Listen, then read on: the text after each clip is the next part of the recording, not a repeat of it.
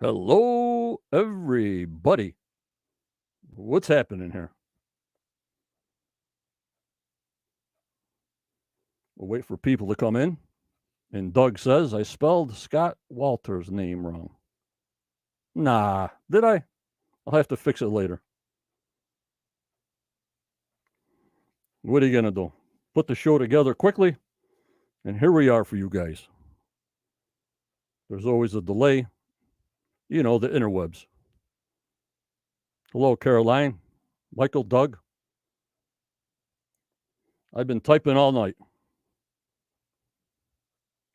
Hello, BC.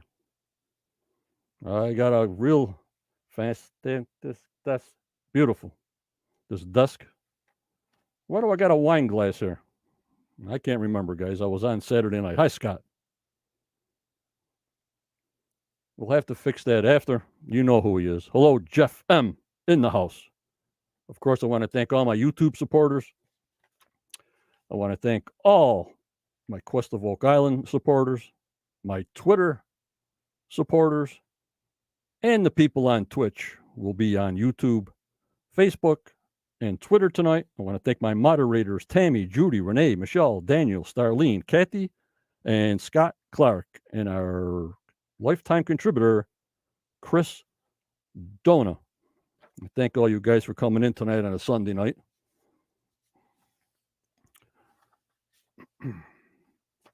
What do you think, guys? I know in Canada, you got the Curse of Oak Island on 10 o'clock tonight, right? Sunday night is Canada Day, right? Hello, David. How are you? Hello, Cindy. There we go. People are piling in now.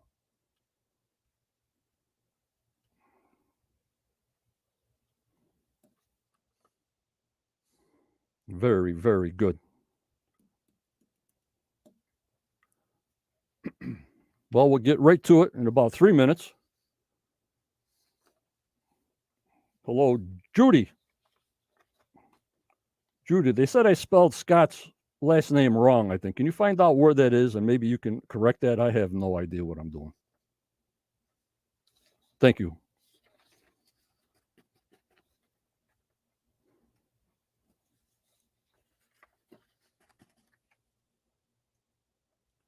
Alrighty. Well, it's 9 o'clock. And here we go. Hello, Curtis. We have a forensic geologist, Scott Wolter, is the host of Travel Channel's hit show American Unearthed, which follows him on his quest to uncover the truth behind historic artifacts and sites found throughout North America and around the world. Scott is also the author of several books that we'll go over later. He has been president of the American Petrographic Services and Company since 1990 and has been the principal petrographer in more than 10,000 investigations throughout the world, including the evaluation of the fire-damaged concrete at the Pentagon. Oh, my lordy 40. Following the attacks of September 11th, 2001. I want you to give him a big Quest of Oak Island YouTube welcome to Scott Wolter. Hi, John. Hello, Scott. Thanks for coming in. I appreciate it 1,000% for coming in live on the Quest podcast at a 9 p.m. time slot. How are you doing, Scott? I'm doing good. I'm excited to have a chat with you here. There's a lot going on. I hear you. We need some new news. You know what I mean, Scott? I do. There's a lot going on. It's not all out there yet, but it'll be coming in due time. So stay tuned. Yep. Daniel, welcome. Thank you, Daniel. I know we're going to have a lot of Templar questions once everybody gets warmed up here. Okay.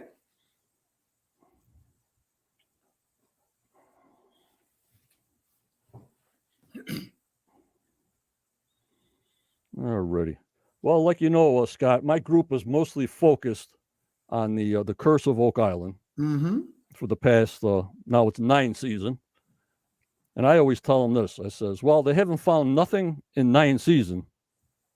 So maybe that's what it is. Maybe there is nothing. They're doing good, interesting work there, yet not coming up with just surface finds. So I'm saying, well, maybe they did do their research, that it equals maybe nothing is there, but maybe something is there. You know what I'm trying to say, Scott? Well, I think so. What's the best way I can address that? I mean, look, Oak Island is it's in a location where there have been a lot of people over millennia. I mean, first of all, you have the indigenous people that inhabited the whole landmass there. We now call Nova Scotia, mostly the Mi'kmaq people, Right. and of course they were on the island. And then we had a number of Europeans that came over and set foot on the island. I mean, for all we know, the Vikings were probably there. The Templars were certainly there. British were there, and other Europeans that came starting, documented in the 1600s all the way up until today. So it has a rich history, and I think a lot of that history has been documented through various finds over the last 9 years. So that shouldn't be a surprise to anybody. Okay, Daniel's got a question, Scott. Do you believe the Templars were following rediscovered information of ancient peoples to get to North America? Thank you, Daniel. The simple answer is yes. The Templars certainly had knowledge about European, or I shouldn't say European, just people that came from other continents, including probably their own bloodline descendants or people that they followed the tradition of. So absolutely, they had information. They weren't the first to be there.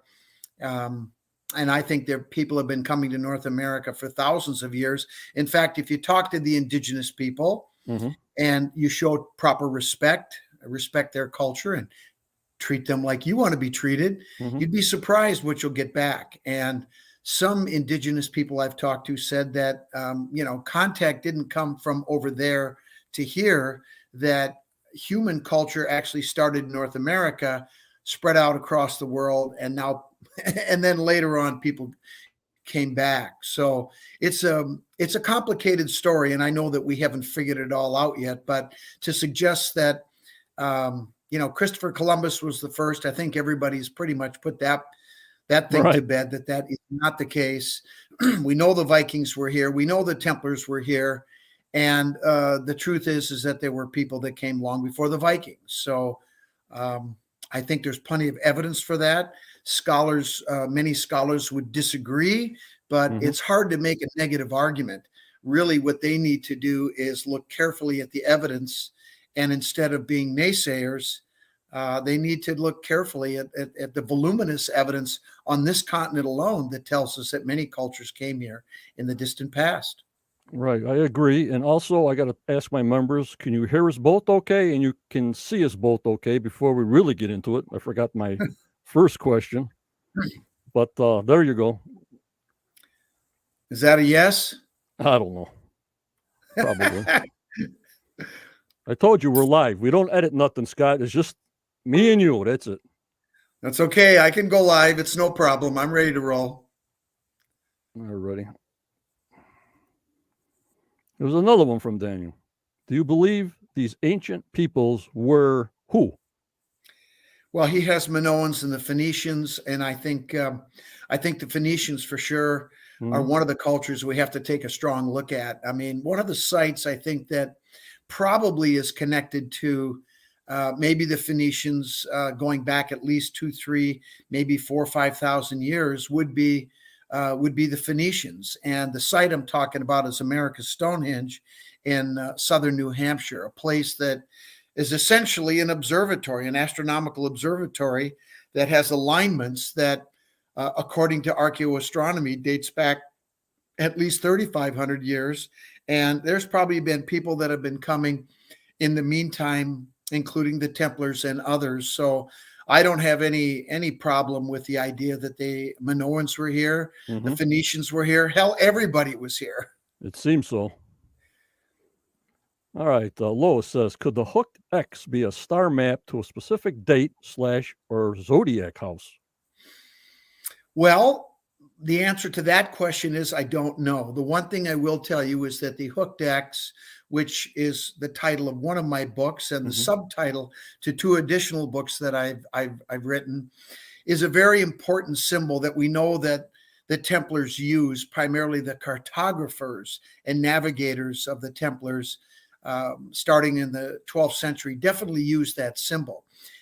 It's also what I think is a straight line version of the Hebrew Aleph symbol, which is the first letter in the Hebrew alphabet. And not coincidentally, it's being used as the letter A, the first letter in the alphabet that we use, on the Kensington runestone inscription, the three Spirit Pond inscriptions found in Hallowell, Maine, or excuse me, in Spirit Pond, Maine, and the Narragansett runestone in Narragansett Bay. These all are medieval inscriptions and certainly are connected, in my view, to the Knights Templar that came here during starting in the 12th century, all the way up until they passed the obligation on to the Freemasons. And so that symbol is very important. And what I believe it represents, among other possibilities, is the essence of their ideology, which is something called monotheistic dualism, the belief in a single deity that has dualistic aspects that keep things in balance. This concept of opposites like good, bad, light, dark, male, Hmm. female, heaven and earth, yin yang, this dualism concept. And really, it's all about balance. And if anything, I think the Templars and the people that embrace this ideology after Roman Catholicism took hold really emphasized the feminine aspect, which is actually an ancient concept because women are the life givers. Yeah. And obviously, in the last 2,000 years, things have kind of gone in the other direction. And I think that's tipped things out of balance. And I think we need to get back into balance. So that's the essence of what the hooked X is. Does it have other meanings? Hmm. Possibly. I think absolutely. Do I know what they all are? I don't. All I know is symbols can mean many things to many people, and there really are no wrong answers Hmm. necessarily. I hear you. This is Daniel Spino. He's my historian moderator, so he does great with these questions. Would you rule out the possibility of the Visitation Temple being on Oak Island, similar to the ones found in the Azores? Well, no, I wouldn't rule anything out, but you can propose an idea or have a Hmm. theory, but really it doesn't mean much unless you bring evidence to the table. And personally, I have not seen any compelling evidence to convince me that there was some type of uh,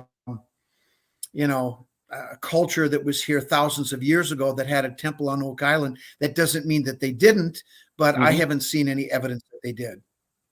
Okay, here's another one. I don't even know. You're educating me here. Do we know who the Sea People were?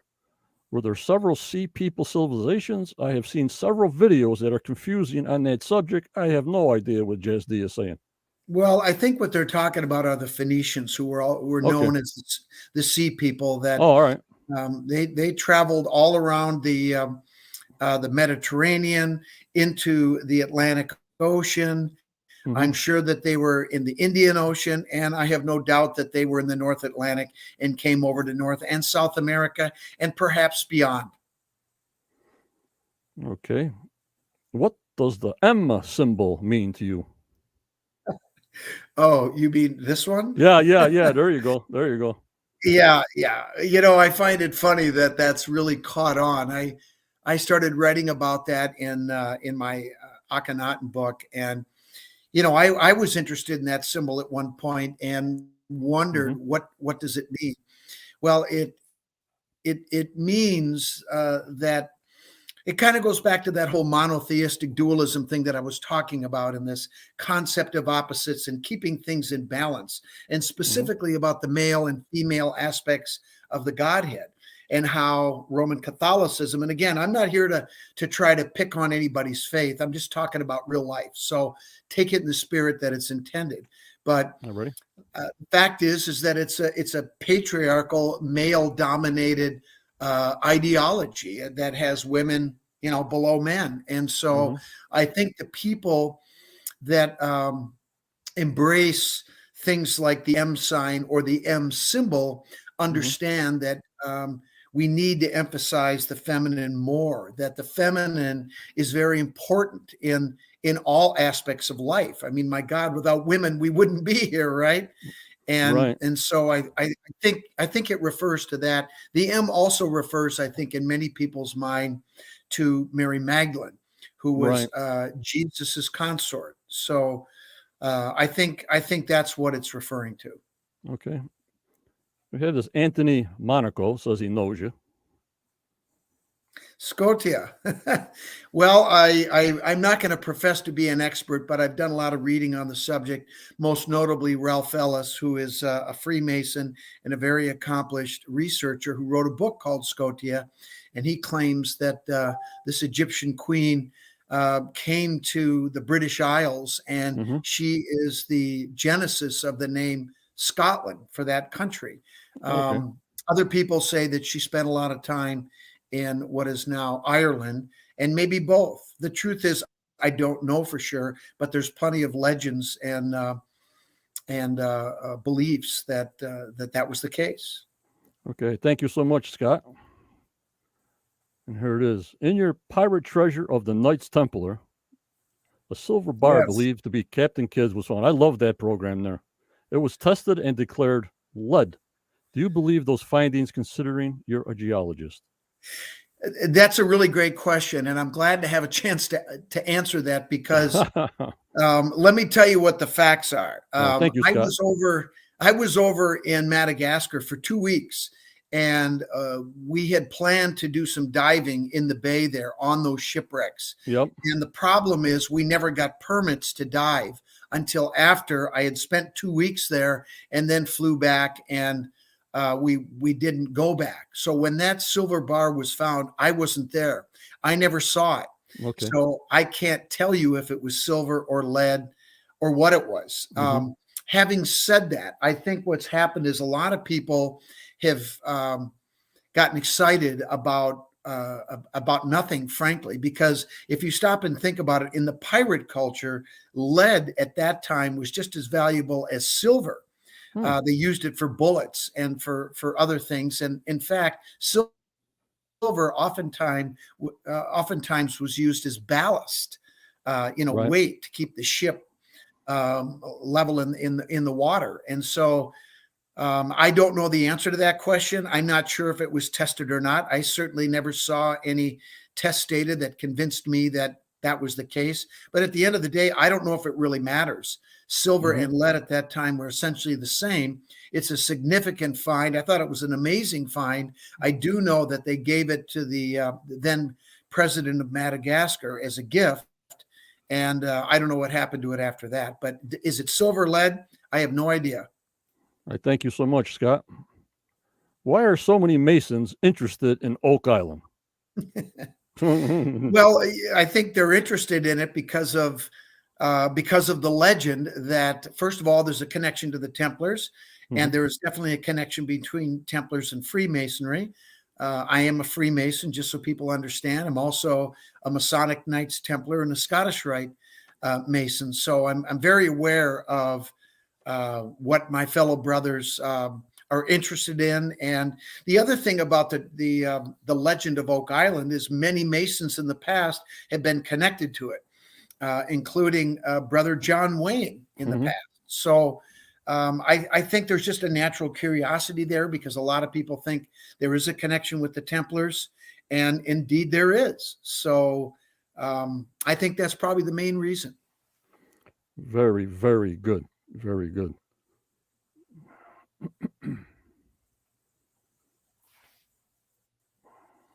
This is water. Whatever. People team to drink on my show for some reason. Maybe I drive them to drink. They always got a beer or they got a glass of wine. I don't know. Maybe it's me, Scott. I might tap into a beer here before too long. There's the Daniel, the historian. Do you believe any charges that were leveled against the Knight Templar in 1307? That's a really good question, Daniel. And the answer to that question is, it's all about context, right? And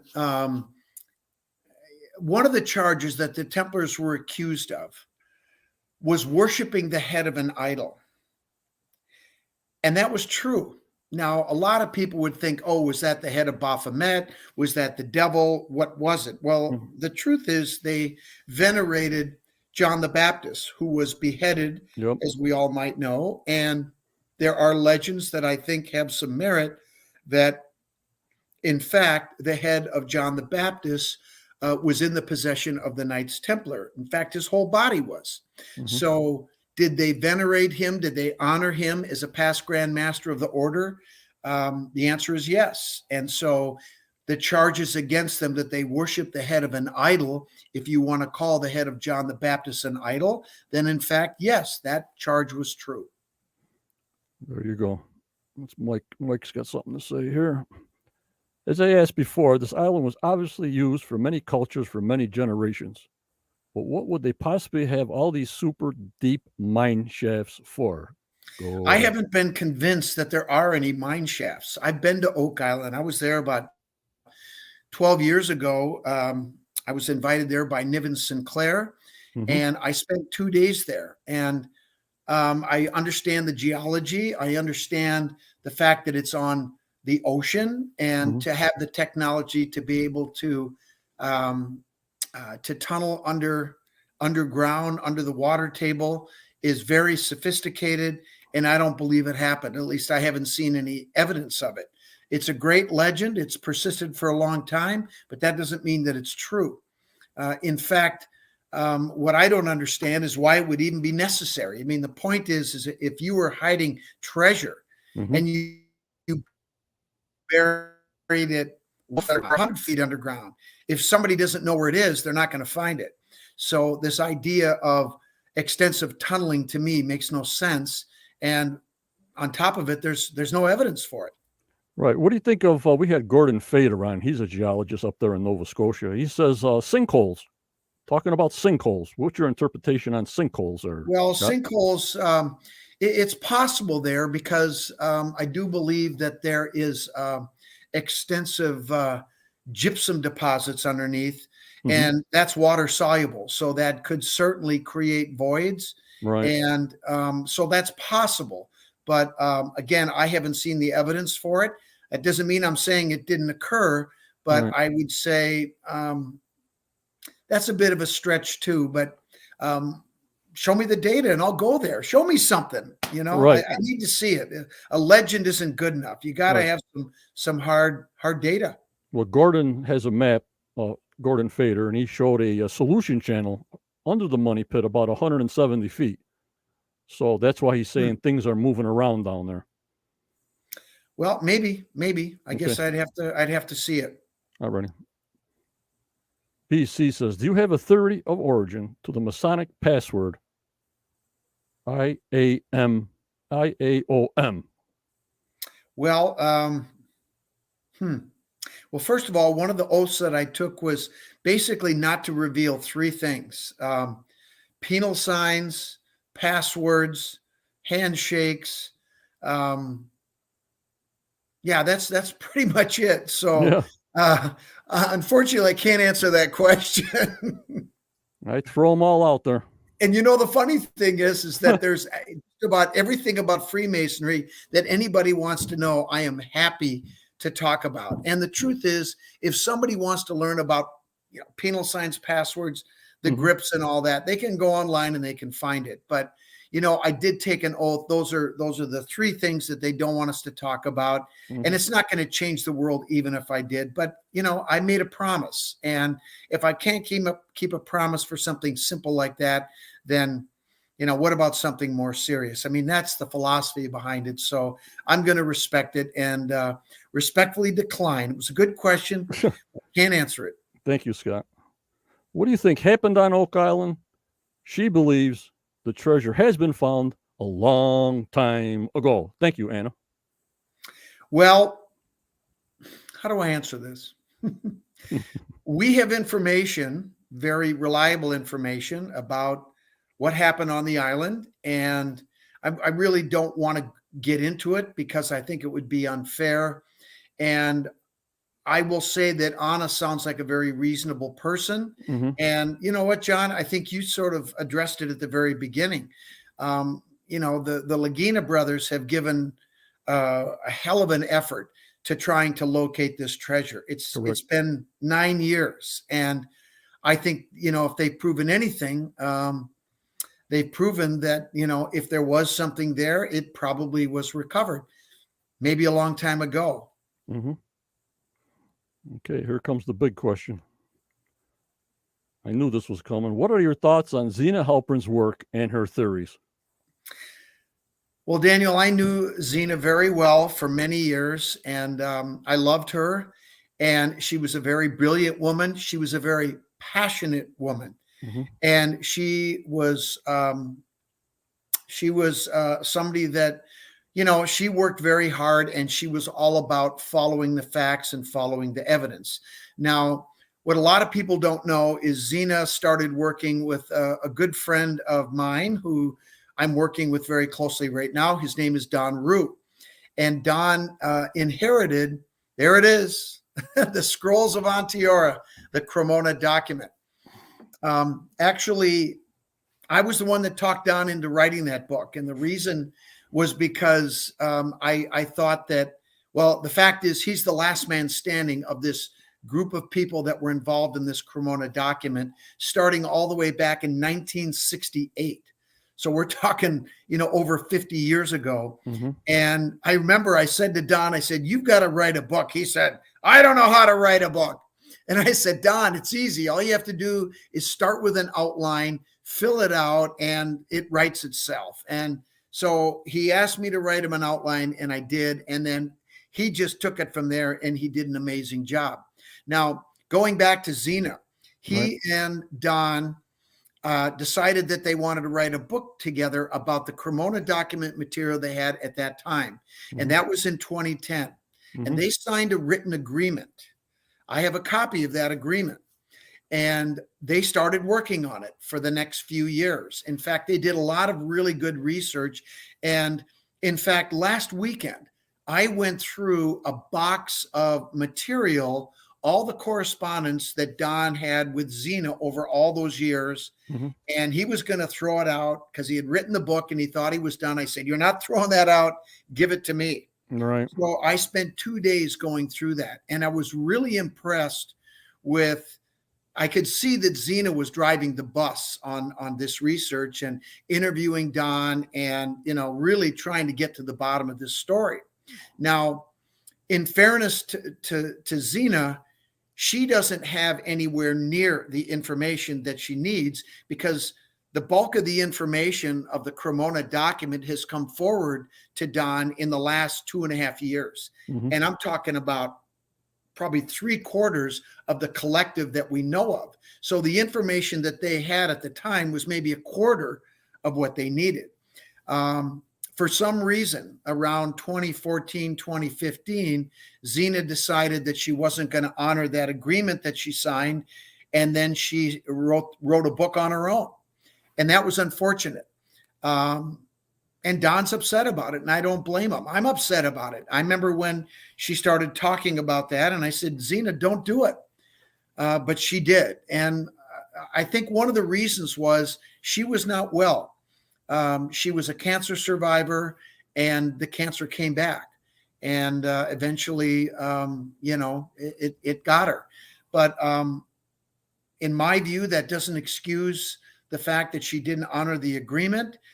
She took the information she had at the time. Some of that information was not good information. In fact, some of the information was fiction, and it ended up in her book, and some of it has ended up on the Oak Island show. That's a fact, and it's unfortunate. But Zena was a really good person, and I just think that she panicked at the end, and she knew that she wasn't well, and she wanted to get the story out. Unfortunately, a lot of it was not correct. Okay, we got a question. Of the most common theories on Oak Island treasure, which do you think absolutely did not happen? Do I get to choose, or do Yeah, I just? yeah. Go ahead. None of them, right? Well, look, I'll be honest with you. I don't watch the show. Oh, okay. So I don't know the theories. And you got to remember something, John. I've done a lot of television, and I don't even watch my own episodes. I mean, I watched them once to Yeah. see how they edited and told the story. I was very happy almost every single time. There were a couple times I thought, oh, I wish you hadn't gone down that road, but I don't really enjoy watching myself on TV, and I know how the business works, and hmm I'm more interested in other things. If I've got time to watch TV, I'll probably read a book, or I'll write, frankly. Yeah. Okay. Thank you, Scott. We got another question. What do you think of the 90-foot stone? We talked about that earlier today, didn't Yeah, we? I knew there were these questions are coming. I know my members like the back of my hand. Well, that's great. Well, when I came to Oak Island back in 20, was it 2012? I don't know. It was before that. I can't remember the exact. It was about 12 years ago. But in any case, one of the things, the number one thing I wanted to see was the 90-foot stone. Right. And I spent a couple days with Danny Blankenship, and I spent a lot of time talking to him, asking him a lot of questions. And frankly, he was very evasive. And eventually I came to the conclusion that there was no 90-foot stone. And so far, my understanding is it has not materialized. When I say the 90-foot stone, I'm talking about the legendary inscribed stone Right. that had Yeah. symbols carved on it that supposedly had a message talking about the treasure. And I was interested in looking at the carvings, looking at the weathering, trying to, understand what the symbols might be, how old the carvings might be. But alas, no stone. And I just haven't seen any evidence that tells me that there even was one. What do you think of on the show? They're finding a little bit higher concentrations of gold and silver in water samples. Do you think that's just from the surrounding areas like Gold River and the porous material under the island just coming by, and those materials are just deposited someplace? What do you think, Okay. Scott? Well, first, let me say that I haven't seen any of this information. This is the first time I'm hearing this. Okay. So the first thing I would want to know is what the concentration level of base metals are. Right. I mean, if you analyze groundwater or seawater from anywhere in the world, you're going to get at least trace elements Right. of certain base metals. They're going to be there no matter what. And certain areas that maybe have higher base metal contents geologically in the area, they're going to have higher concentrations. But without knowing how much we're talking about and what the context was, it's really hard for me to say. Now, if the intimation is that there's gold that is leaching some of its gold into the groundwater, that's a stretch. Okay, that's what I thought. That's not happening. But Even if the gold is there. Yeah, well, not happening. Dr. Spooner, I know I got the number someplace, but Dr. Spooner says a percentage of silver was found near C1, near the Money Pit area. And Doug Cowell said, well, how much silver are you talking? And he said, a dump load truck of silver, or so much silver, it can fill this war room. Now, that's what they told us on the show. I mean, believe it or not, but whatever figure they came up with on this water testing from Dr. Spooner said it can fill up a war room or fill up Billy's dump truck. I mean, that's a lot of silver. I mean, holy schmoly, holy moly. What do you think of that? That's what he compared the findings to. 2 words, BS. Okay. First of all, we already had this conversation about silver, right? Right. And if we're going to go back and even talk about the pirate culture in the 16 and 1700s, silver was not that big of a deal. Mm-hmm. So hoarding silver just makes no sense. It wasn't valuable. It wasn't worth enough to give it that kind of attention. So I'm just going to flat out say BS on that. All right. Show me a dump truck full of silver and prove me wrong, but I'm not going to hold my breath on that. That's what we're waiting for, Scott. That's what we're waiting for. We might be waiting a long time, but we're still waiting for it. You have been waiting a long time, and I wouldn't hold my breath. Season 21, maybe they'll come up on that. All right. Daniel says, what are your thoughts on the Money Pit being a copy of an vault and its ties to the Freemasonry. BS. More BS. More BS. Yeah. The whole legend of the 9 arches, the Enochian legends, and, we have it in Freemasonry. We have it, it's peppered throughout our degrees. I'm very versed in it because it is something that is very, it's important in Freemasonry. And look, I'm more than happy to entertain anything that's connected to Freemasonry, whether it's the symbolism or the legends, the 9 arches, the secret vault. I've written about it myself. I know that it is a real thing. But as far as there being 9 levels below, and I mean, just stop. I mean, there's got to be evidence for it. There has been no evidence. It's all been talk. Well, but now they just started doing more scientific research that I'm leaning more towards, okay, they're going more scientific with more kinds of modern equipment, more kinds of searching things, or what's that, Manyan radar or something that goes from underground up to show any kind of caverns and stuff. So I know they're going to the more scientific end towards the end of 9 years, but that's all I can say on that. Yeah. Daniel says, your colleague, Diane Murr, wrote a book about Henry Sinclair's burying treasure on Oak Island. Your thoughts on that? Thank you, Daniel. Thank you, Scott. That's not true. She did not write a book about Sinclair burying treasure on Oak Island. What Diana wrote a book about were journals that she says that she found. I have been through those ad nauseum. I know exactly what she's talking about. And what the story is Earl Henry Sinclair coming over in 1395 and 1398 and bringing treasures and Templars, descendants of the Knights Templar, who wanted to stay over here. And that certainly makes sense to me. This is something I've heard from indigenous people during certain Medewin sweats. So that's not the story, but there's no mention of Oak Island in the journals that she's talking about. So she did not say that. But could they have gone to Oak Island? I'm sure they were there. They checked that island out.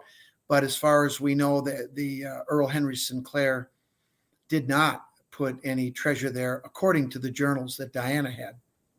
Okay. Let's talk about some maps. Which ones?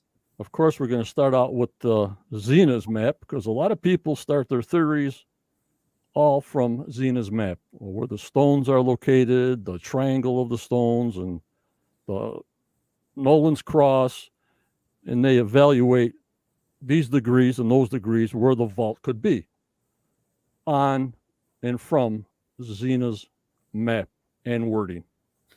Well, first of all, John, it's not Zena's map.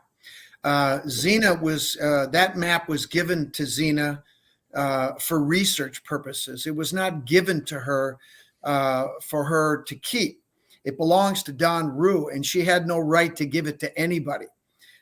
So let's just make sure that people understand that. That was another mistake that Zena made, and I'm not trying to disparage her. I'm just saying that she did not have a right to do that. She should not have done it.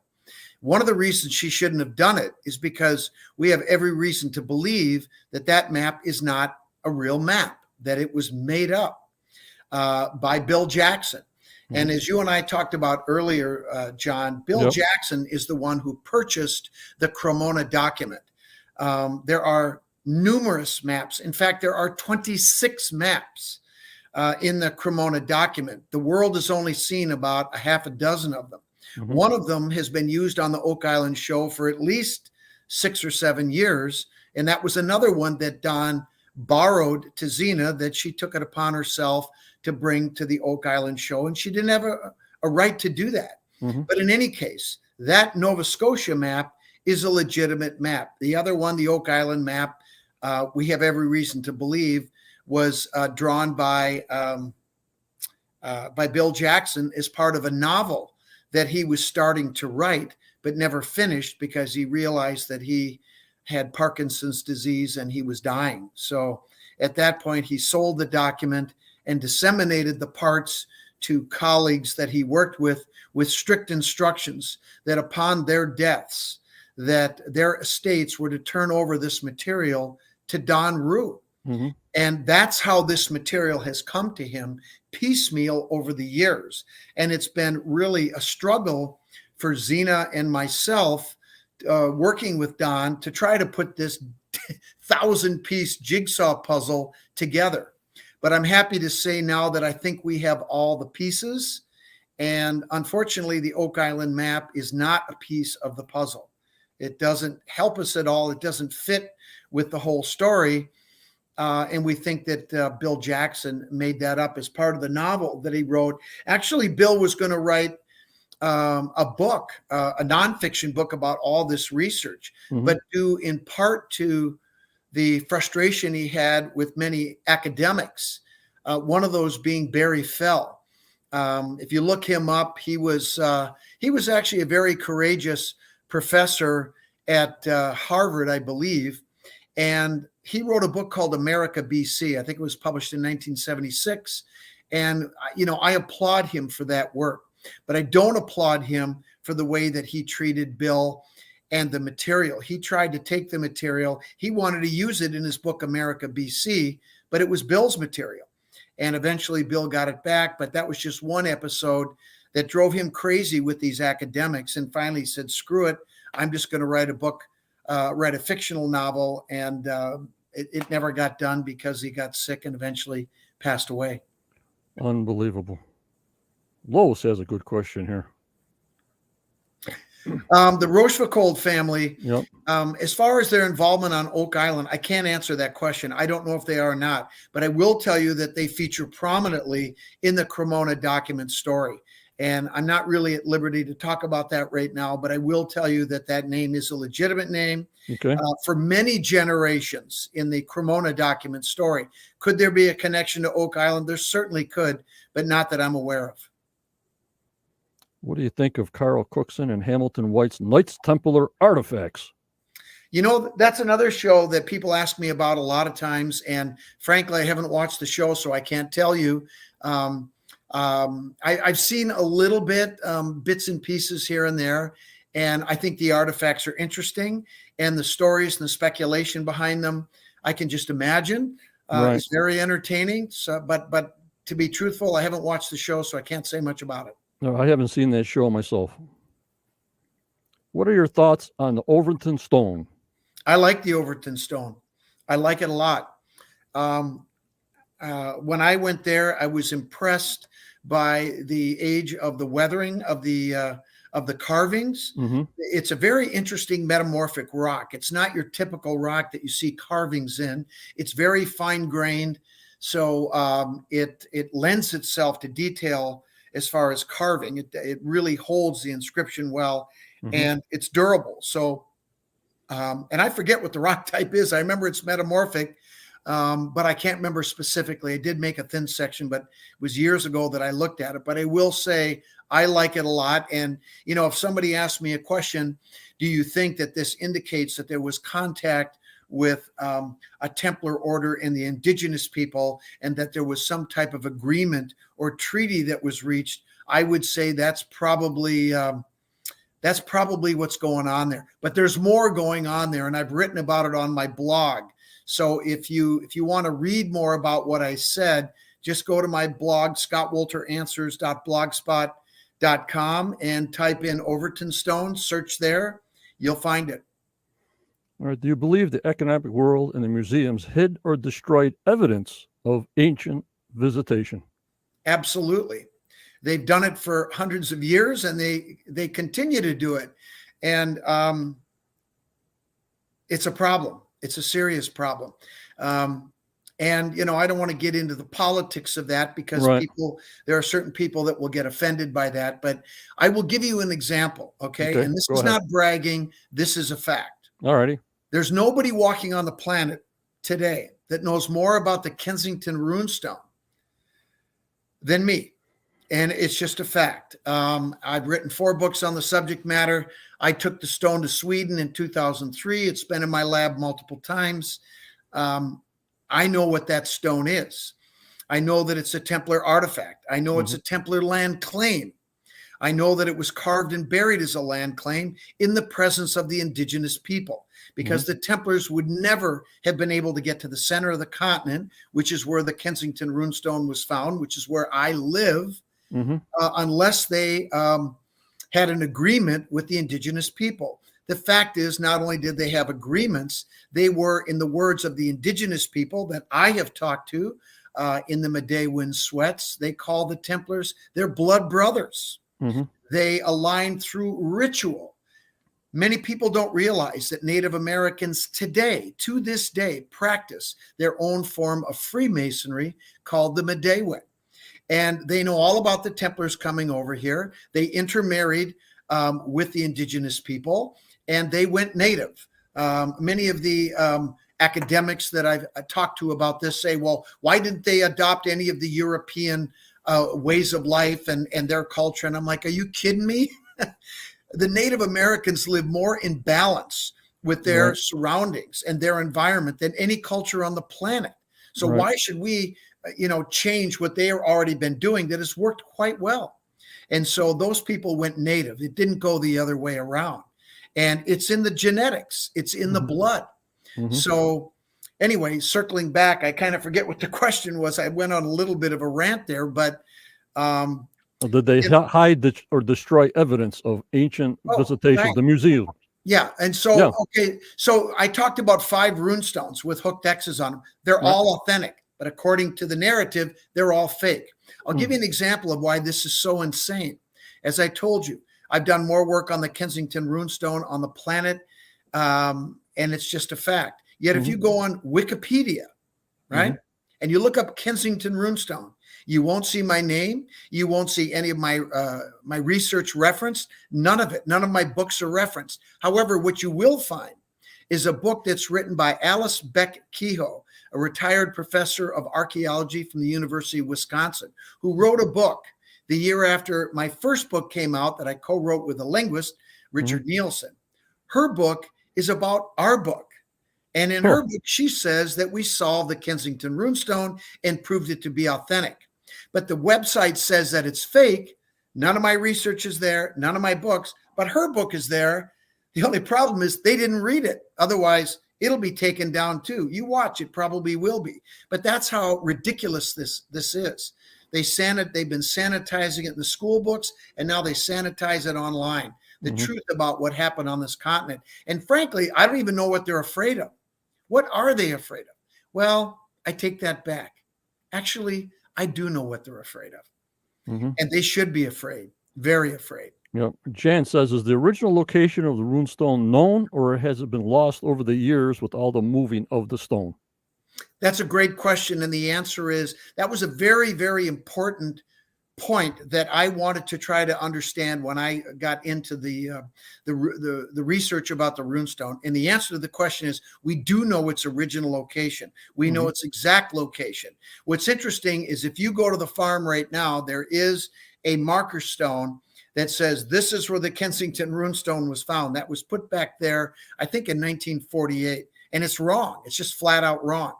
I wish they would have asked the omens where it was found, but we actually have photographs, and we've been able to match the photos with the background to be able to locate the spot. But the other reason that we know exactly where it was is there is roughly a dozen stone holes that have been carved in large glacial boulders that Mhm. litter the countryside that the glaciers brought down into the area and to the Omen farm.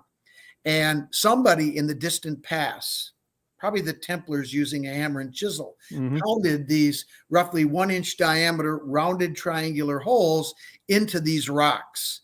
And they just so happened to line up at the Omen farm and intersect with 3 different lines at one location. And guess where that location is? Exactly where the runestone was found. The reason they did it is because if it is a land claim, at some point in the future, theoretically, somebody might have had to come back and find it. Well, they didn't have to come back and find it because the obligation of the Templars to found a free Templar state was their mission.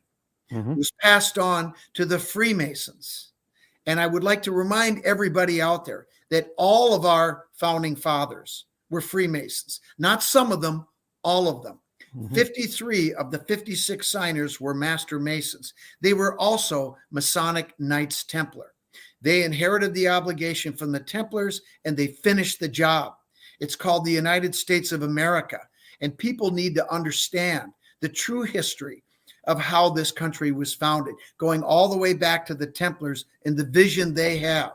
And this nonsense that's going on in our country right now is due in part to the fact that we have forgotten our own history. And it's important that we understand that history so we don't make the same mistakes that people did in the past. We're making them again, and Right. it's not necessary. We can Right. do better.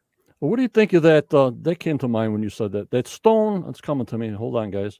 The New Ross, they had a stone with the Templar's cross on it. It was a supposedly old castle in New Ross, Nova Scotia. Oh no, you're thinking. Yeah, you're thinking. Where am I?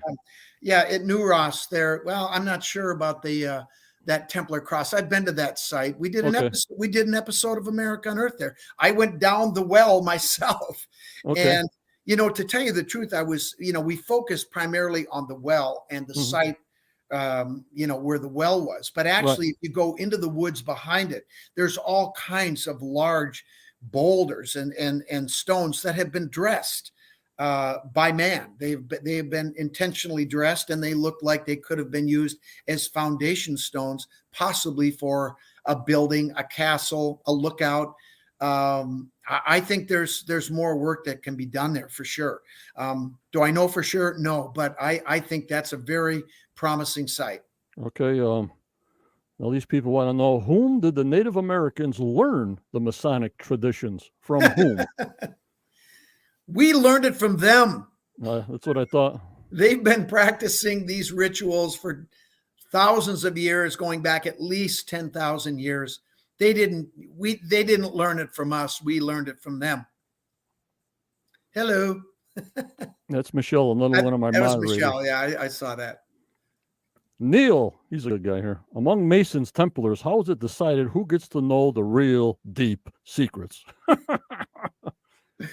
Well, that's a great question, but I'm going to have a scoop for you here on your show, John. Oh my lordy 40. Are you ready for this? Yeah.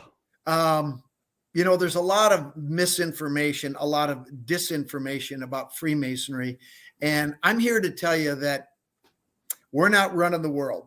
Now, maybe there are Freemasons that are running the world, but I didn't get the memo. And Right. I am not a 33rd degree Mason. That's an honorary thing that is given out to people that are doing really, really good work within the craft.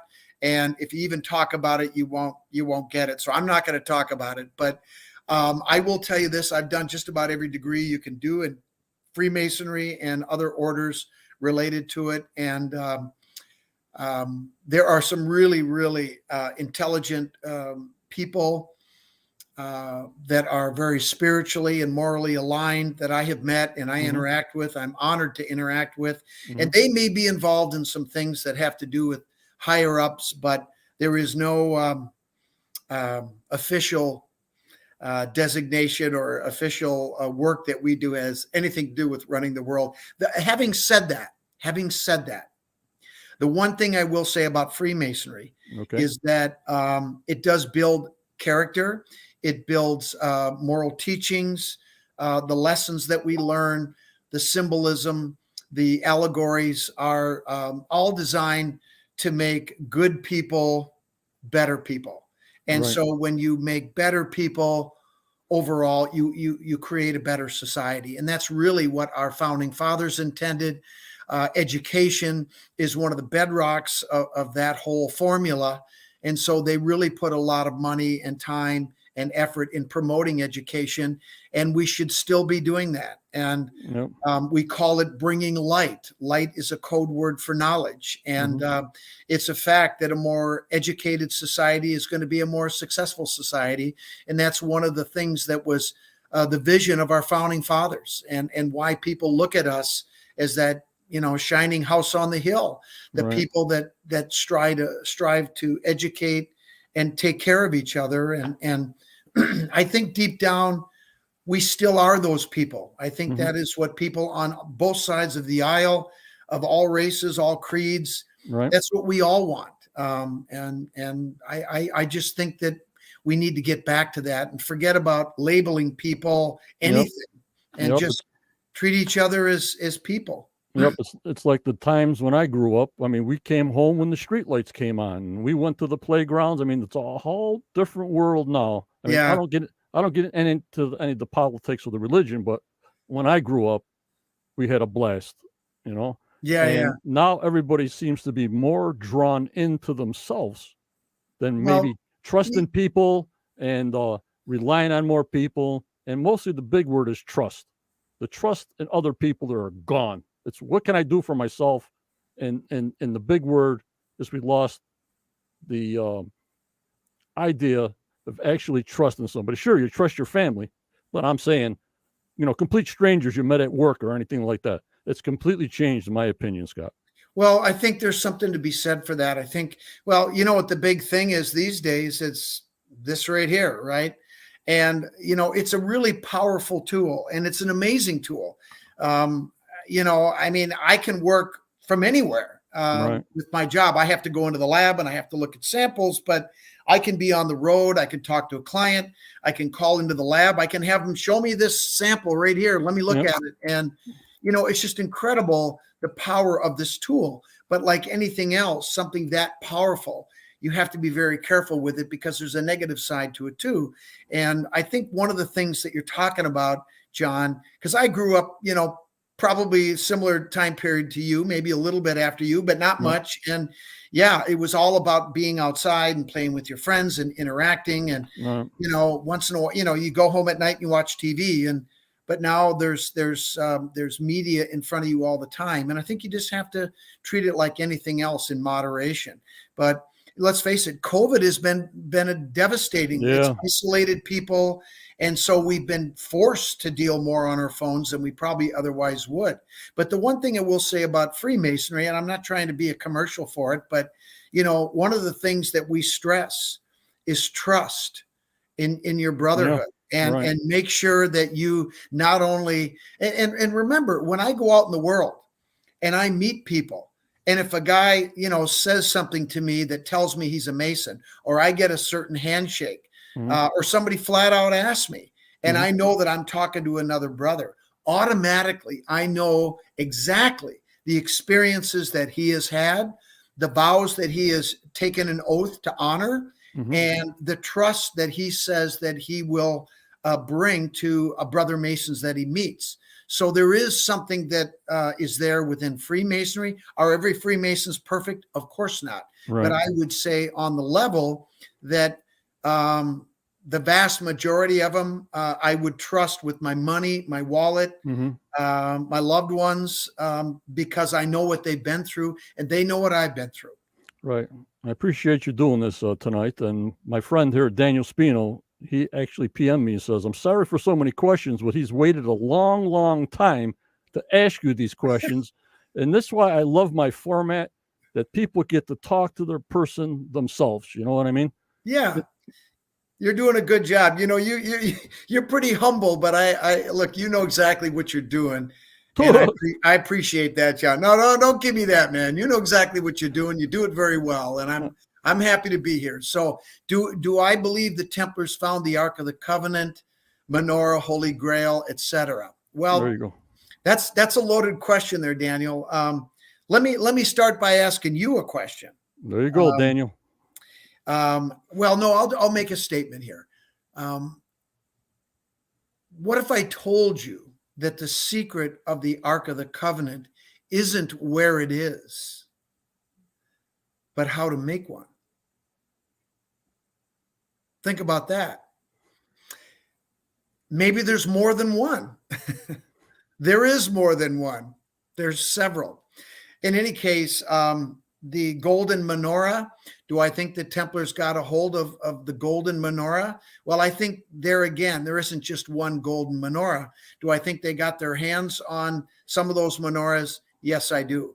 And the Holy Grail, well, it begs the question, what is the Holy Grail? Hmm. Is it a thing? Is it a concept? Is it a value system? What is it? I don't know if there is necessarily a right answer, but I think it has more to do with what's in us more than being a thing. It has to do, I think, with knowing thyself. How about if I just leave it like that? Right. I always thought too, I don't know, this might be a little out of bounds, but if you have the treasure of all treasures, right? And you're getting invaded and they're walking across the desert, right? They're not in helicopters, they're not in SWAT teams. I would have made duplicates of the treasure and hid the regular new absolute treasure off to somewhere else. I mean, that's just me thinking the way I think, but I don't know how they thought way back in the biblical times.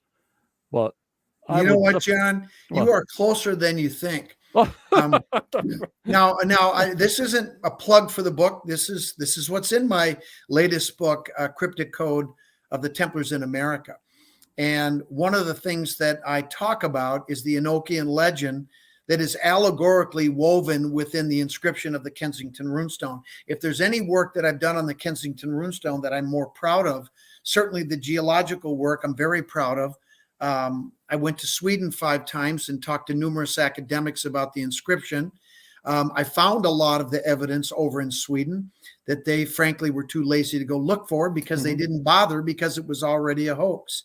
But really, when I became a Freemason in November of 2015, and then I went through the York Rite degrees and specifically the Cryptic Council and the Select Master degree within the Cryptic Council, which is all about the 9 arches, right? And I remember we learn about what is in and what is on the Ark of the Covenant. And we also learn about how the 3 Grand Masters, Hiram Abiff, Hiram King of Tyre, and King Solomon, decide that they want to build a secret vault where a copy of all the true treasures in the Holy of Holies, in the Sanctum Sanctorum, in the temple were housed. And they had a copy of all those treasures down in the secret vault that was 9 levels below, right? Yep. And I'll never forget during the lecture by one of the White Hats, the 33rds were the White Hats in the Scottish Rite. And he said, the 3 Grand Masters built the secret vault, and then the other 8 arches were built by 22 men from Gebel, Lebanon. And all of a sudden I went, wait a minute, 8 and 22, those are the first 2 numbers on the Kensington runestone, 8 Goths and 22 Northmen. And it suddenly occurred to me that maybe there's an allegorical story going on here, not just the story that everybody thinks they're reading. And in fact, it's true because the rest of the numbers correspond directly with the rest of the degree.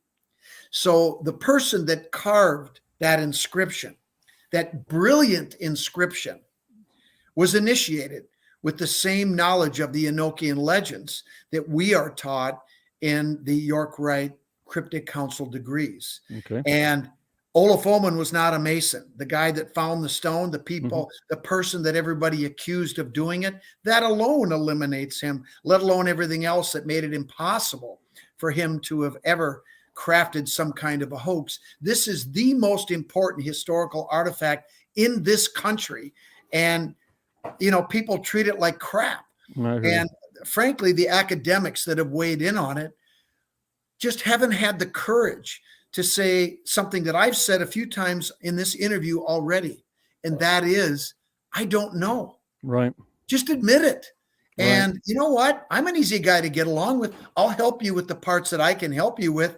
I've studied the language, the runes, the dialect, and the grammar. Don't tell me I can't talk to you at that level because I can't. But I can learn from you just like you can learn from me. Let's get to the truth because it's too important not to. All right, before we get to that, I'm getting a lot of questions about that new journal you showed on Twitter. Yeah. But before that, I got so many PMs when I told my members that you were coming on tonight, and I really appreciate you coming on. Oh, my pleasure. And they says, well, how come we've been watching 9 years of Oak Island, and we haven't seen Scott for 2 minutes on the show? And I'm going, this is after I talked to you, Scott, right? This is after I talked to you because, I had to put the promotion on and everything. I said, well, maybe Scott himself can answer that question for all the PMs, so I won't have to answer them all. So why, Scott, have you not been on the curse of Oak Island? Go ahead. Okay. Well, to be fair, I've been invited on the show in the past multiple times, 4 times total, and I've respectfully declined. The first time I was asked, I was doing my own show, and Right.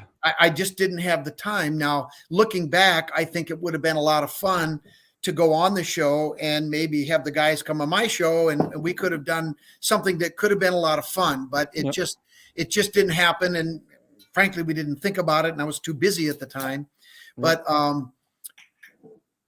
you remember Kevin Burns, right? Yes, I do. Yeah. And I'm going to tell you a story about him, but I got to tell you, I had 2 conversations with him. He called me twice and asked me to come on the show. And the first thing he did was give me crap because we were talking about ratings at the time and, Prometheus Entertainment, which I got to tell you, they're immensely successful, and they're really good at their craft, and they deserve an awful lot of credit for the good work that they're doing. And, Kevin was the mastermind. I mean, he was the guy behind the whole thing.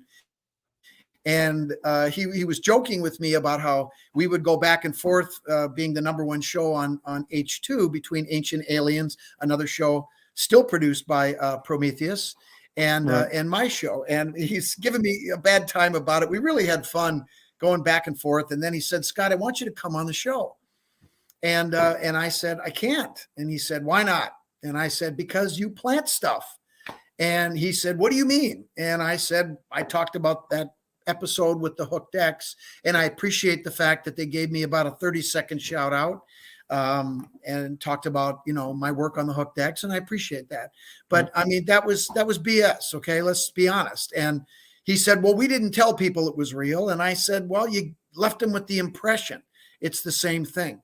Right. And I just said, I can't do it. So, and then he called me one more time, and I just couldn't do it. So, and I'm sure that we probably would have paid something for it, but I just, I just want to make sure that if I don't have my credibility and my integrity, I've got nothing. And that's not to say that there isn't integrity on the show. I've never met the brothers. They seem like good guys. Everybody I've talked to that has interacted with them has said nice things, including Don. Right. I know that Rick made a personal visit to talk to Don. So I have nothing against them at all. I'm sure we'd get along great. And I think that they're trying their best. And let's face it, they've got a successful show. Why would you stop when you're doing a really good job with the show? So there's nothing personal there. It's just that's how I feel about it. That's where you draw the line, and that's it. Yep. But one more question on the Cremona document. I have friends on YouTube. They're called Dot to Dot. This is not water, by the way. I know. I'm ready for a beer myself. Sorry to interrupt you there. No problem. They're on YouTube, and they're called Dot to Dot and the Oak Island Treasure. I mean, I can send you some of their stuff later. They're all going over, which our fans call Xena's map. You call it whatever you call it. You put a name on Xena's map. Not Xena's map. I just call it the Oak Island map. Is that the one you mean? Yeah. And they get all kinds of directions and information from the Cremona document on that map, showing the vault, the shutoff valve, the drains. They put all those pieces together like you have. What would you say to them as they're drawing all their conclusions and overdoing a map on top of that to show, well, this is on lot 4, this is on lot 5, this is where the vent is? What would you tell them if they were asking you the question like I'm asking for them? Go ahead. Well, when it comes to, that aspect of all of this, since I haven't spent a lot of time on it, it's hard for me to really comment. Okay. But what I will say this: less than a year ago, we got a tranche of material, Cremona document material, Mm-hmm. that came from Bill Jackson that he gave basically to his boss Okay. and Don's boss, a guy that I actually had some communication with for a number of years. It was a one-way communication. Mhm. He could write to me, I couldn't write to him. My messages got to him, Right. but it wasn't normal. Let's leave it at that. Alrighty. And what he provided was unbelievable. It was really the holy grail of the Cremona document material, including the answer to the Oak Island mystery. Don't ask me to tell you. I'm not going to say anything about it, but it's very clear, concise. There's no ambiguity. And it's really not connected to the map, that other map at all. It's right here, right now. And it'll come out eventually, and we'll do it when the time is right. Right. What can you tell us about the journal that you acquired? Oh, the new one. Well, Well, let me bring the picture up, Scott. Let me bring Yeah. the picture up. I'm getting bombed with that journal you showed. So hold on. Yep. I don't see it there. There it is. Yep. That journal, that is that has caused a lot of consternation on the part of many academics who went to great lengths with great snarkiness, and in some cases they, I think, crossed the line in conveying to me something that we figured out within literally 10 minutes after we focused on it, that it was a modern journal, that it was something you could buy on Amazon, and it wasn't old. Well, we figured that out. Thank you very much. But the point is what is inside of it, what is written inside of it. And actually what is written inside of it are journal entries that were, we think, copied from material that's connected to some other journal material that we already have. And in fact, now we've looked at it and it is connected, but it's different. And what we're trying to figure out now is who wrote it and when did they write it? Right. And what is the context of the information that's written there in pencil, in cursive, in English? Yes, we know that. Thank you. But the information in there is clearly old. Some of the entries date back to the 14th century. Wow. They weren't written in the 14th century, but they were copied from material we think might go back that far. So we're vetting this information right now, and that's really all I have to say about it right now. But the fact that this journal exists at all is we want to make sure, first and foremost, that this is from a legitimate source. The information looks good to us that's in it, but where did it come from? Who did it? And when did they do it? And that's what we're working on now. All right. Are you planning any more TV shows or specials, Scott? Well, I'm not sure if I'm going to do more TV or not. I mean, frankly, I think that we're in a position now where we can do an online platform like you're doing right now and present content that people will love to see.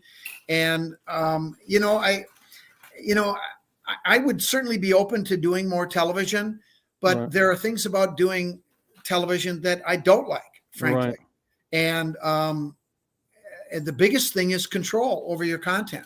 I really feel fortunate, especially with America on Earth and, Andy and Marie Oz and Committee Films, that we would sit down and talk about the things that involved my research when we aired those episodes, and we aired a lot of them. And those episodes did really well. And I felt like they stayed true to the content. They didn't go wandering off and do stupid things just to, to try to get ratings. And I was really grateful for that. I mean, there's a certain element of TV, an act out, going into commercial. You want to build excitement. You want people to stay through commercial, right? I get that. And certainly we played along with that. But, I felt like we never crossed the line into doing things where people were rolling their eyes and saying, That's nonsense. So Right. we'll see what happens. This is a really tough business. It's a changing business. My God, it's evolving every day. So I'll never say never to anything. Let's just leave it at that. Right. Did someone send you this journal, or how did you acquire this journal that we just Yes. showed? Somebody contacted us. They brought the journal to us. We filmed the opening of this journal and going through it. And that content will be available in the future. It's actually pretty good. And there's a lot more to come. But this journal is just one piece Mm-hmm. of a giant puzzle that includes, the Sinclair Weems journals, the Cremona document, and a bunch of other research that I've written about in all my books. If you think about it, history is one great big giant interconnecting matrix of time and events. And all these stories and everything that we looked at in America on Earth and in my books, the stuff we think is real, that the evidence supports as true history, is all part of a bigger story. Right. And one of the stories is that there were many cultures on the other side of the pond that were being persecuted. And one of the places they knew that they could go, if they treated the people over here with dignity and respect, a place where they could go and be safe and live free. And isn't that what America is today? Yep. It's been that way long before our country was founded. Yep. And we need to take a closer look at the indigenous people and their contributions. And think about it. If anybody would know what happened on this continent in the past, wouldn't it be them? For sure. Absolutely. And I think we've missed a great opportunity there. But, it's like anybody else. If you treat people with respect and earn their trust, you'd be surprised what you get back. Yep. And the indigenous people have a lot to say. We just need to listen. Yep. And for a shout out, are you doing any more live lectures anywhere anytime soon to give out a shout out so people when they see this later? I have a lecture coming up at a Masonic Lodge on Long Island. Which it's I can't remember, but anyway, Right. What I'll do is I'll post it on my Twitter account and on Instagram. I got to do that anyway, but Right. It's open to the public. I every time I do these talks to Masonic lodges, I make sure that they invite the public, and because I'm not going to talk about handshakes, penal signs, or any of that stuff. Masonry is really something that everybody should be learning about and should be interested in, because it's what our country was founded upon. Right. Oh yeah, it's March 4th at Oyster Bay Lodge. I have been to that lodge before, and I know that I think Teddy Roosevelt was raised as a Mason there, and there's a lot of cool artifacts that relate to him. So if you don't want to hear me talk, you can look around the lodge and see a lot of great stuff. Okay. Did the sender with this journal disclose why they chose you to send this journal to? I don't know why, but I want to believe that they think that we're trying to do the right thing by these things. We're going to vet them carefully and properly. And believe me, I'm not afraid to call something a hoax if it is a hoax. I've done it before, and I'm sure I'll do it again. Somebody's asking the Weems family, were they Templars? The answer is absolutely. Are we getting more episodes of the Viking Stone? Hi, from Minnesota. Well, hello, the Simple Life from Minnesota. The answer is, I would say, I don't know. That was a really fun show to be a part of. I think we appeared in 10 of 11 or 12 episodes. And Peter Stormare and Elroy Balgard were wonderful. They really told the story of the rune stone in a humorous sort of way, but there was definitely a serious undertone to it. Peter was born in the town right next to the same small town in northern Sweden where Olof Oman immigrated from. So he felt a strong connection. being a Swede himself, to this man that was falsely accused of carving the runestone. And it was a very personal thing for Peter, as it's a very personal thing for me as well. And we hit it off very well. But, COVID hit them just like it hit our show and many other people. So I don't know if it's going to come back, but if it does, I'd be more than happy to help them. And, there's a lot more of the story on the runestone to tell. All right, we'll take this one last question, then we're going to show your books, and then you can explain from your first book up to your latest book of what they are about, Scott. You're okay? Michelle, what is your view of the Cherokee people? Yep. Well, my view of the Cherokee people is I love them. I have spent a lot of time with the Eastern Band of Cherokee, the elders. We have a very close friend, Leslie Kalin, and her husband, Phil, that I've spent a lot of time with over the years. She helped me earn trust with her tribe to help get access to the Bat Creek stone, which is a Hebrew inscription found on a stone inside of a sacred bundle buried behind the skull of a person inside of a Cherokee burial mound. And the Smithsonian Institution, bless their heart, would not give me access to that stone. Question is, why not? They were afraid of what we might find. So I went to the Cherokee and asked for their support. And they said, we will support you. And I said, what if the Smithsonian says no to you? He said, they won't say no to us, because if they do, we'll call back every artifact in their museum that they took out of our burial mounds and we'll call them home. Okay. They won't say no. And they didn't. And I owe them a great deal for that. But we become very close. And, the Cherokee are just one of the tribes that I have become close to. And, just every indigenous person that I've come to know personally, good people. Very good, Scott. And I forgot about this subject. What about the Texas Mystery Stones on the beyond the Volk Island? Oh, yeah. And then we'll go to the books if we ever make it there. Boy, oh boy, there's so much going on right now. The Texas Mystery Stones, I went down a couple of years ago, not even 2 years ago, and I spent a couple days there. You're going to meet a guy on the show by the name of Hoppy Eubanks, I think his last name is. Okay. And I spent a couple days with Hoppy, and he was really friendly, very passionate. He's your classic treasure hunter. And the mystery stones are incredible. There's all kinds of them. There's at least 100 that were found. There's probably about 50 that remain. And Hoppy believes that some of these stones are treasure maps. And what's the location, Scott? What's the location of these things? I can't tell you. I talked to the landowner where these stones were found. We're good friends, and he asked me not to reveal the location, so I'm not going to. I'll just tell you it's in Central Texas. Oh, that's all I meant. I didn't mean a direct GPS. Oh, yeah, yeah. No, that's all right. That's all right. And he values his privacy. Right, I understand. Yep, I got you. But we'll see what happens on the show. But let's just put it this way: Hoppy tried to convince me that that he knew where there was treasure, and I was not convinced. But that doesn't mean that I'm right or that he's wrong. But I will say this: Hoppy passed away a month ago. Oh, Lord.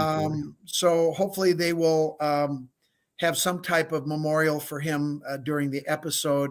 He was quite a guy. He served in our military. We need to honor him, not just for that. And he was a good guy, and I think he meant well.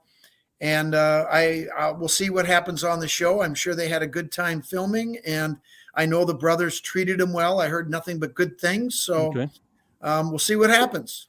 All right, now let's get to your books. But when you start your new podcast online, I can help you with the decorations in the back. What do you think? I'm just a little bit over the top with my background. I love it all, man. I think it looks great. You got a compass and square. You got a Templar cross, skull and crossbones. I don't know. Do you got any Surly beer advertising there? I don't know. And I also got the lead cross. That's a Templar cross they found, that lead cross on Smith's Cove. Yeah. Okay. Well, let's see. The first book that I did was called the Kensington Runestone: Compelling New Evidence. I co-authored that book with a linguist, guy by the name of Dick Nielsen, and that is the Bible on the Kensington Runestone. The next book I wrote was called The Hooked X: Key to the Secret History of North America. I don't know, And, Scott. I don't know if I got them in order, so we'll just have to go by what I show. oh, okay. Well, the Hooked X is the one you have up there, and Okay. you know what? I guess if people were just getting into this whole material, I would tell you probably start with that book. It covers a lot on, obviously the runestone, other runestones, the Newport Tower, other out of place artifacts that appear to suggest pre-Columbian contact from people from other, outside of North America. And of course, the Hooked X, which is that sacred symbol that represents the essence of the Templars and other cultures' ideology. Okay. Have you been to the Blind Frog Ranch, whatever that means? Blind Frog Ranch. I have not been there, but it sounds like a blast. Let's go. There's the next book I got. I don't know in order. Yeah, that was the one that came before the Hooked X, Kensington Runestone: Compelling New Evidence. That picture that you see on the cover is a painting that I commissioned a friend of mine to paint that really shows the moment of discovery accurately. And it's the Bible on the Kensington Runestone. And I'm really very proud of that. That is the book that professor wrote about. And she said that we solved it and that it's an authentic artifact. And she's an academic, so she must be right, huh? Right. But a lot of people are asking me, even in private, when you're going to start your podcast. He's a member of our group, the Quest of Oak Island, and he can post whatever he wants on there to keep us up to date when he starts. Okay, Scott? All right, that sounds good. We're going to be launching. I can tell you that the name of the platform is going to be called Templar Gold. So be on the lookout for that. Okay, there you go. There's the next one. Akhenaten to the Founding Fathers. Now, if you look at Akhenaten, that statue depicted, his arms make an X, right? Yep. And that crook on the right-hand side is on the same side as the Hooked X. Could there be a connection? Could this be a tie to the ideology going all the way back to Egypt? Well, the answer is yes. So anyway, there's a lot of great stuff in there. And that was published in 2013. And I have a couple of, at least one chapter in there called the CDOC. Back then, we were being very secretive. We, meaning Zena, myself, and Don, and some other researchers we worked with. But that's the first time I wrote about the Cremona document. Okay, and what about Francis Bacon? That number person comes up all the time. Francis Bacon. What do you got on him? Anything? Well, Francis Bacon was an initiate. He was part of an order that I am a part of. Mm-hmm. And he was also a Rosicrucian, and he was also part of he played a significant role in the founding of what would be called the United States of America. Mm-hmm. Very good. Very good. His utopian world he talked about was the idealized version of the world he hoped to see created, that eventually was created, what the Templars called the Free Templar State, what we now call, some people called the New Jerusalem, and we call the United States. He called it the New Atlantis. It's all the same thing. Right, I hear you. Next book. That is my wife's book, America, Nation of the Goddess, that she co-authored with a brilliant gentleman, and he's an even more wonderful human being than he is brilliant, Alan Butler. Okay. They really hit it out of the park with this book because, truth be told, I intimated that the Hooked X and the whole concept of dualism and the aspect of the feminine, really what was going on with the Templars' true ideology. They were not the good Catholics that people think. Mm-hmm. They venerated the sacred feminine. They actually elevated her above the masculine. And the founding fathers were well aware of this. And it's not a coincidence that when you go to our nation's capital, if you count the statues, you'll see a lot more ladies than you will men. And of course, the statue sitting on top of our Capitol dome really says it all. So, great book. Okay. And this the last one? That's my latest one. That's Okay. called Cryptic Code of the Templars in America. And I have about 110 pages on the Cremona document. And what's ironic is that right after I published that is when all this new material came flooding in. Oh, man. But actually, you know what? It's such a complicated story, and I did my best to try to make it understandable, and it's still complicated.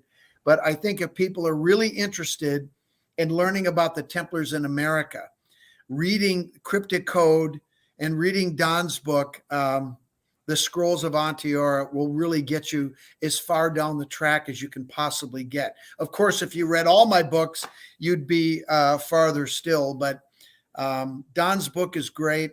And actually, Don and I are now working on collaborating on a book together that's going to pull everything together. It's going to have all the answers, and then people can read it and decide for themselves. Right. Very, very good. Well, we're going to button it up now, Scott, and please stay in the staging area after I say my goodbyes to the people, because I want to talk to you for a little bit. Okay. And my 71,000 members, I know they're going to enjoy this fantastically. A lot of them log on later. We had a lot of people here tonight, the most I've ever had.